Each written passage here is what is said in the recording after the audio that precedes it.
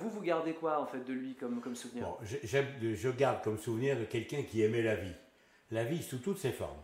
Il aimait la vie, il aimait la bonne bouffe, il aimait sortir, il aimait vivre, et c'était quelqu'un de très franc. Il était très net.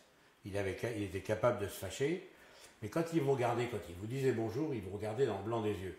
Alors que vous avez pas mal de gens qui vous saluent en regardant déjà le voisin d'à côté et qui passent comme ça, qui ne remarquent pas qui vous êtes.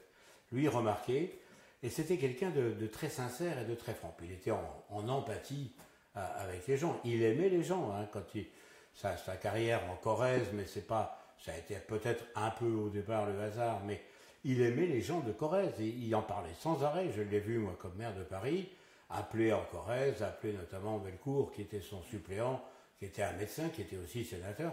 Mais vraiment, il était simple dans ses relations. Est-ce que quand vous avez commencé à entrer en politique derrière, et quand même dans un département plutôt rural, est-ce que vous avez senti aussi, comme moi peut-être, hein, le fait qu'il était aussi apprécié dans ce milieu-là aussi? Oui, il était très apprécié dans le milieu rural.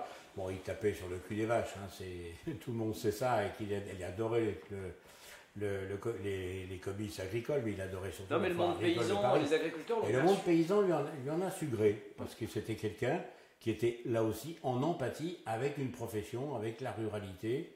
Et je l'ai vu à des moments de concours agricole de Paris dévorer un plat entier de charcuterie. Enfin, il avait, quand je vous disais qu'il aimait la vie, c'est peut-être un petit peu anachronique de le dire le jour de sa mort, mais c'est vrai, il aimait vivre et il aimait tout ce qui était vivant. J'ai eu des brouilles avec lui, j'ai eu des fâcheries. Mais quand on se remettait d'accord, surtout sur la fin de son parcours, on est redevenu, j'ai envie de dire, amis, parce que c'était pas exagéré, et ça a été très sincère.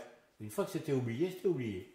Il était un peu rancunier par moments, mais ça se passait très bien. Vous aussi, vous avez toujours eu votre franc-parler, votre indépendance. Oui. Est-ce que du coup, ce qui vous alliait au départ, c'était l'héritage de Gaulle et puis tout ça? Est-ce que vous étiez vraiment lié d'abord au départ par cette idéologie, entre guillemets, hein? Oui. Est-ce que c'est ça qui a été le ciment au départ? Oui, c'était pour moi, mon moteur politique, ça a toujours été le gaullisme. C'est ça qui m'a toujours motivé. Or, Chirac était gaulliste. Et puis, il avait été proche de Pompidou. Et c'est quelqu'un qui a marqué et qui était marqué par cette philosophie gaulliste, par cette attitude gaulliste, avec ses défauts et puis ses qualités à lui. Donc, qui faisait qu'on a eu des moments de brouille, mais j'étais très proche au départ quand j'ai été élu. Et lui, quand après le discours des Gletons en 1976, lorsqu'il y a eu toute la brouille avec Giscard, là, je l'ai suivi toutes ces premières années jusqu'au bout.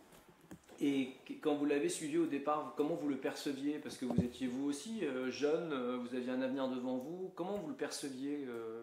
Je me sentais en phase avec lui parce qu'il était jeune, il était allant. Je crois que je l'étais aussi un peu. Et qu'il avait son franc-parler, et moi aussi. C'est d'ailleurs pour ça que je me suis senti vraiment très très proche et qu'on a été très très liés pendant un bon moment, jusque dans les années 85-86, on était vraiment très proches.